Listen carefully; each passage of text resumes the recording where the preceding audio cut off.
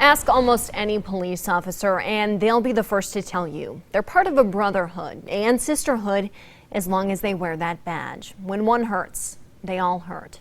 That's why when news of the Dallas shootings first broke, in which 5 police officers were killed, law enforcement agencies all across the country dropped what they were doing to lend their support. New tonight, our Colin Ruane sat down with a group of local officers who didn't think twice about making the trip to Dallas for 2 of their fellow men's funerals.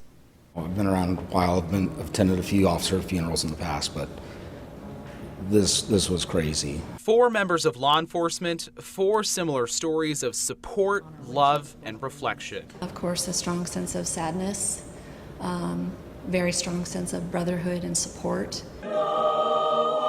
2 La Vista police officers and 2 Sarpy County deputies made the difficult trip to Dallas this week, supporting their brothers in blue and receiving support from many. And we would tell them we were going down for the funerals, to attend some of the funerals, and they were very, they expressed condolences and their support. That was just on the way down to Dallas. Once there, the 4 say they were blown away, even getting thanks from Dallas police. And I can't tell you how many times people came up to us, shook our hands, hugged us, and thanked us for coming that far when, they have to deal with their own tragedy. A tragedy later highlighted by the goodness in others. What seemed to stick out most was the unforgettable sight at a memorial for the officers, covered in balloons, flags, posters, and so much more. When we approached from behind the cruisers, from the front doors of the offices, you couldn't even tell that there were cars there. The sheer magnitude of what was seen there, hard to describe. Even harder to explain what the tragedy meant for some of the memorial's youngest visitors.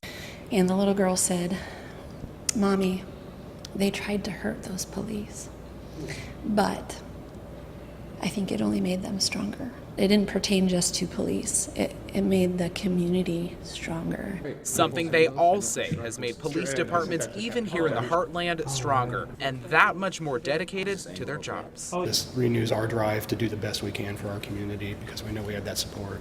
These guys are heroes. They did their job day in and day out. Now, those 4 were there for the funerals of Sergeant Michael Smith and Corporal Lorne Ahrens. Now, they weren't the only Heartland departments in attendance.